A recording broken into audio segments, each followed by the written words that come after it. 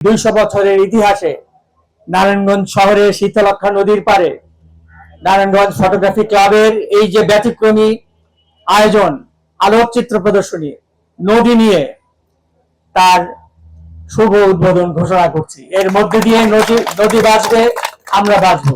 এই 14 বছরে তার যে স্পর্ধা, তার যে সাহস, তার যে যোগ্যতা আজকে দেখিয়েছে তারা। এই ব্যতিক্রমী এবং গুরুত্বপূর্ণ এই প্রদর্শনীতে একটা কম্পনের মতো আমি যখন আসলাম, আমি কিন্তু অনুভব করলাম যে নারায়ণগঞ্জের শহরের এই শীতলক্ষ্যা নদীর তীরে যেখানে আমরা অবস্থিত, নারায়ণগঞ্জ শহর অবস্থিত, সেখানে আসলেই ভূমিকম্প সৃষ্টি হয়েছে।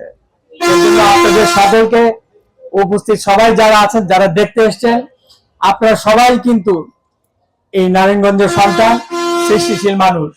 আমি নিজেও নারায়ণগঞ্জের মানুষ। এইভাবে আমার নিজের আপন দাদি বর্ন এন্ড ব্রট আপ নারায়ণগঞ্জে, বহু আগে, প্রায় 100 বছর আগে। তিনি পশ্চিম পাটপাড়ার বাসিন্দা ছিলেন, তার জন্ম এখানে। কাজী নারায়ণগঞ্জ আমারও শহর বটে।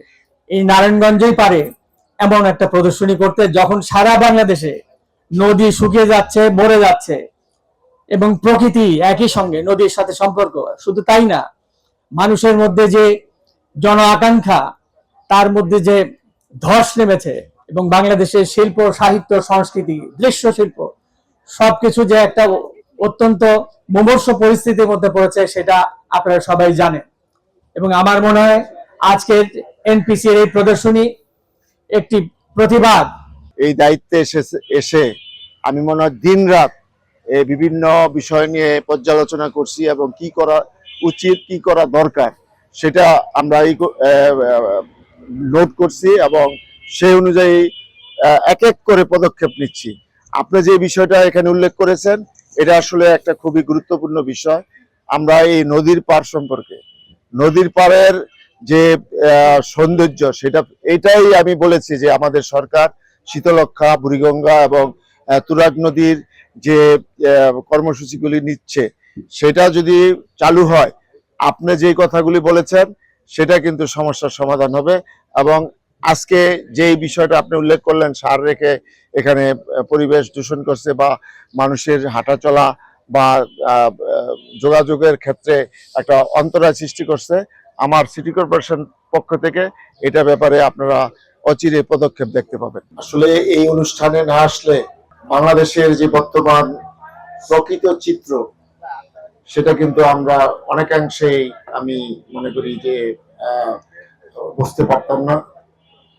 তো আমরা এই শীতলক্ষ্যার পারে যারা বসবাস করি, নারায়ণগঞ্জের মানুষ, আজকে এই যে একটি আয়োজন, নারায়ণগঞ্জ গ্রাফিক্স ক্লাব আজকে দেখিয়ে দিল, আজকে আমাদের চোখে আঙ্গুল দিয়ে দেখালো যে দেশের নদীগুলোর কি অবস্থা, পরিবেশের কি অবস্থা, এই শীতলক্ষ্যার কি অবস্থা। বিশেষ করে সারা বাংলাদেশের নদী সম্পর্কে এখানে আমি হেঁটে হেঁটে দেখেছি।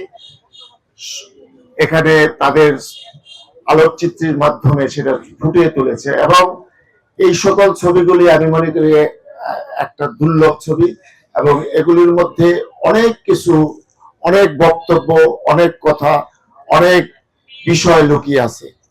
আজকে আমরা শীতলক্ষ্যার তীরে যারা বসবাস করি, আমাদের জন্ম অনেক পূর্বে যাদের, আমরা তো ছোটবেলায় এখানে গোসল করতে এসেছি, সাঁতরেতে এসেছি, এই পার থেকে ওপার যেতাম।